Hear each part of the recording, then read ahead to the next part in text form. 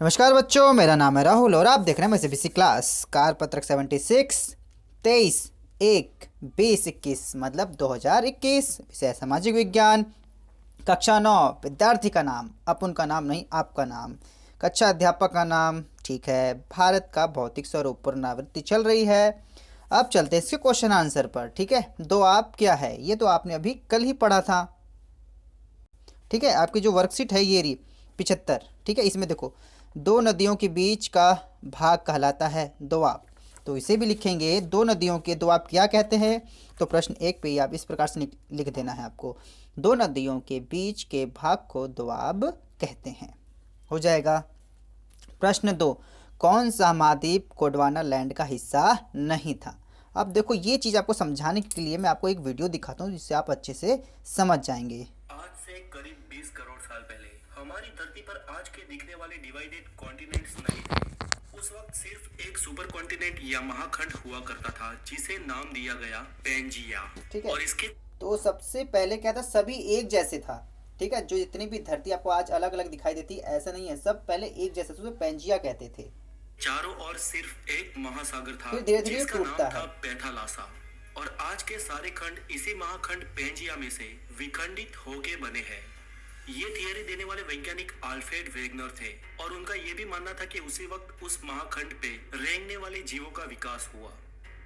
दोस्तों, पृथ्वी के गर्भ में लगातार प्लेट्स खिसकती रहती है, जिसके चलते धरती पर निरंतर बदलाव होते रहते हैं।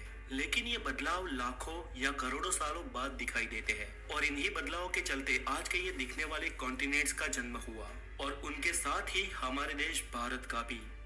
आल्फ्रेड की थियरी के अनुसार, तो उम्मीद है इतने से भी आप समझ जाएंगे, ठीक है। तो इसमें जब सब अलग अलग हो गए तो दो लैंड बटे स्टार्टिंग में, गोंडवाना लैंड का हिस्सा नहीं था, तो उसका जो आंसर होगा इसका उत्तरी अमेरिका, क्योंकि उत्तरी अमेरिका दूसरी तरफ चला गया था। अफ्रीका, ऑस्ट्रेलिया, एशिया जब एक तरफ हो गया, और बाद में ऑस्ट्रेलिया भी धीरे धीरे से अलग हो गया था, ठीक है। तो इसका आंसर इस उत्तरी अमेरिका, अफ्रीका, ऑस्ट्रेलिया में से आपका टिक होगा आपका उत्तरी अमेरिका, ठीक है। तो प्रश्न नंबर 3, डैश डैश डैश नदी भारतीय मरुस्थल की सबसे लंबी नदी है। तो ये बस जस्ट इसका आंसर दे देना है। इसका आंसर है लूनी नदी। प्रश्न नंबर 3 है लूनी, तो यहाँ पे आपको लूनी लिख देना है, सिंपली लूनी, ठीक है। तो आगे है प्रश्न नंबर 4, करावती लक्षद्वीप का प्रशासनिक मुख्यालय है, सही या गलत। तो इसका आंसर सही है, ठीक है। माई सीबीएसई क्लास के ऐसे ही प्रश्न देखने के लिए ज्वाइन कर सकते हैं माई सीबीएसई क्लास का टेलीग्राम, ठीक है। तो ये सही है। उत्तरी सरकार क्या है। देखो, आप पहले भी इसे पढ़ चुके हैं, उत्तरी सरकार क्या है आपका, और नीचे भी कुछ आपके अभी आप पढ़ेंगे इसके नीचे, तो आपका उत्तरी सरकार आ ही जाएगा, बंगाल, ठीक है। तो उत्तरी भाग है तो उत्तरी सरकार कहते हैं, ठीक है। तो आप ये पहले भी कर चुके हैं, ठीक है। तो मैं दिखाता हूँ अगर वर्कशीट, क्वेश्चन नंबर 5, पूर्वी तटीय मैदान के उत्तरी भाग को उत्तरी सरकार कहा जाता है। जो वर्कशीट 50 आप देखेंगे तो वहाँ पे इस चीज़ को आपको अच्छे से समझाई गई है, ठीक है। अभी मैंने कहीं दूर रखी हुई है, मेरे पास अभी नहीं है।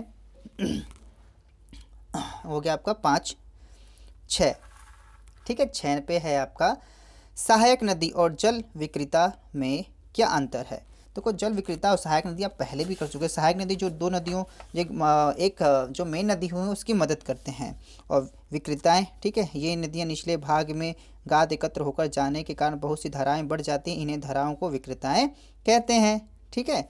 तो सहायक नदी तो आपको पता ही होगा, तो इसे किस प्रकार से लिखना है, सहायक नदी ऐसे झरने या नदी जो जाकर किसी मुख्य नदी में मिल जाते हैं, जैसे गंगा के लिए यमुना, घाघरा, बागमती, ठीक है बच्चों, ये बागमती है, गंगा की सहायक नदियां हैं। और जल विक्रेता नदी निचले भाग में ढाल कम होने के कारण नदी की गति कम हो जाती है, और गाद में जमाव के कारण नदी कई भागों में बढ़ जाती है, इन्हें ही जल विक्रेता कहते हैं। या पहले भी कर चुके हैं। जो वर्कशीट नंबर जो 75 अगर आपने ध्यान से अगर पढ़ेंगे तो ये सब वहीं से लिखा गया है, ये मैंने वहीं से लिया गया है। अब उत्तरी मैदान का जो हिस्सा है ये भी अभी ये वहीं से आएगा। देखिए, भारत के उत्तरी मैदान का वर्णन कीजिए। जो आपका ये पैराग्राफ दिया गया था, ये देखो, उत्तरी मैदान का ही वर्णन यहाँ से किया गया है, ठीक है। तो अगर मैं यहाँ पे मैं लिखूँगा भारत के उत्तरी में, कोई प्रश्न नंबर 7, ठीक है। पहले सॉरी 8वां है, 8वें में चला गया मैं, मुझे 7वां बताना था। अभी 7वें पे है, मध्य उच्च भूमि पर संक्षिप्त टिप्पणी लिखिए। तो मध्य उच्च भूमि नर्मदा नदी के उत्तर में प्रायद्वीपीय पठार का वह भाग है जो कि मालवा के पठार के अधिकतर भागों में फैला है। इसे ही मध्य उच्च भूमि के नाम से जाना जाता है। इस क्षेत्र में बहने वाली नदियाँ चंबल, सिंधु, बेतवा आदि हैं। ठीक है, इसे आप और भी बढ़ा के लिखना चाहते हैं तो कमेंट करके बताइएगा, मैं टेलीग्राम पर इसे और भी अपलोड कर दूंगा। प्रश्न नंबर 8, भारत के उत्तरी मैदान का वर्णन कीजिए। लो, उत्तरी मैदान का वर्णन मैंने आपके वर्कशीट 75 से ही कर रखा है। उत्तरी मैदान की तीन प्रमुख नदियाँ गंगा, सिंधु, गंगा व ब्रह्मपुत्र है। यह मैदान जलोढ़ मृदा से बना है। इसका विस्तार 7 लाख वर्ग किलोमीटर के क्षेत्र पर है। यह एक सघन जनसंख्या वाला भौगोलिक क्षेत्र है। यह मैदान अत्यधिक उपजाऊ है। अगर इसे और बढ़ा के अगर आपको लिखना है तो वर्कशीट दोबारा से दिखाता हूँ। वर्कशीट आपकी 75 है। 75 में देखो ये यहाँ से अभी आप और बढ़ा के लिख सकते हैं। आपके पास PDF तो होगा ही, इसे एक बार अच्छे से देख लीजिएगा। ठीक है, प्रश्न नंबर अब आते हैं 9 की तरफ। प्रश्न नंबर 9, ठीक है, सीधे सो जाइए एक बार। हाँ, प्रश्न नंबर 9, भारत का प्रत्येक भौतिक क्षेत्र एक दूसरे को पूरक करता है और देश को उसके प्राकृतिक संसाधनों में समृद्ध बनाता है। 5 उदाहरण के साथ इस कथन को न्यायोचित ठहराएं। तो चलिए इसे कर देते हैं। प्रश्न नंबर 9 ये रहा। ठीक है, पहला है भारत के उत्तर में विशाल हिमालय की पर्वतमालाएं है जो सदाबहार नदियों में सहायक है। जो पर्वतमालाएं होती हैं विशाल हिमालय की, वो जब पिघलती रहती हैं तो उसे नदियों में साल भर जल भरा रहता है। पॉइंट नंबर 2, भारत के दक्षिण में विस्तृत हिंद महासागर है जो मछली पालन के लिए अत्यधिक आवश्यक होता है। अगर यहाँ पे लिख सकते हैं तो मछली पालन के लिए बहुत ही सहायक है, यहाँ भी आप लिख सकते हैं। पॉइंट नंबर 3, भारत पूरी तरह भारतीय प्लेट पर स्थित है जो खनिज भंडार के लिए उपयुक्त है। ठीक है, जैसा कि आपने वीडियो में देखा भी था। पॉइंट नंबर 4, भारत में वर्षा जल की उपलब्धता काफ़ी है और यह कृषि के लिए उपयुक्त है।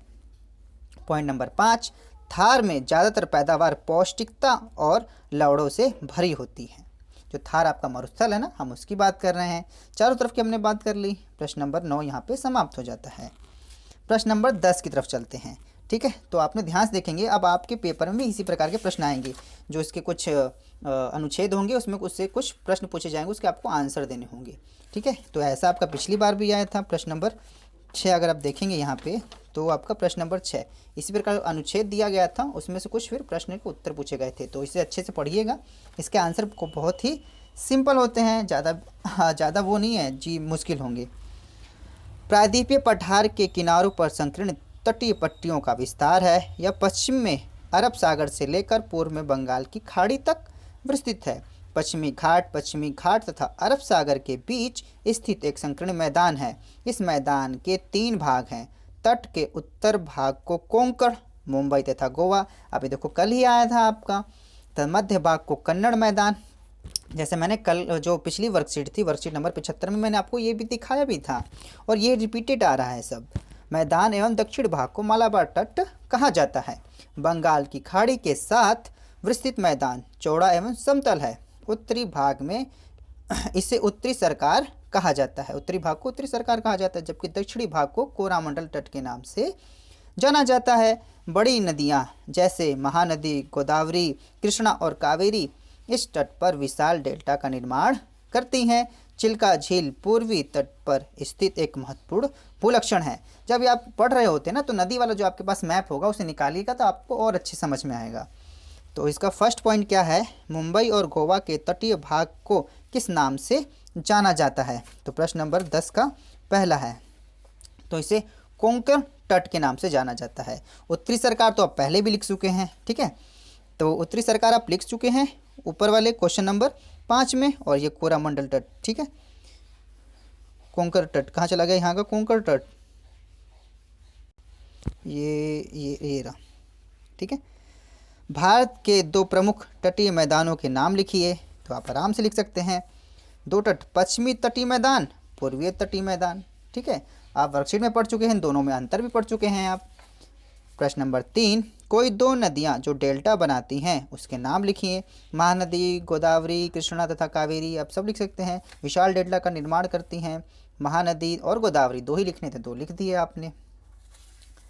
पॉइंट नंबर 4, प्रश्न नंबर इसका 4 है, समुद्र तटीय मैदान का कोई एक आर्थिक लाभ। आपको पता है जो समुद्र किनारे होते हैं मत्स्य पालन के लिए काफ़ी अच्छा रहता है, आर्थिक लाभ यही है, मत्स्य पालन से काफ़ी अच्छा होता है, समुद्र में जो मछलियाँ उसे पकड़ के उसे उसका व्यापार करते हैं। तो उम्मीद है ये वर्कशीट आपको समझ में आई होगी। मैं सीबीएसई क्लास इस वीडियो को देखने के लिए धन्यवाद। जय हिंद, जय भारत।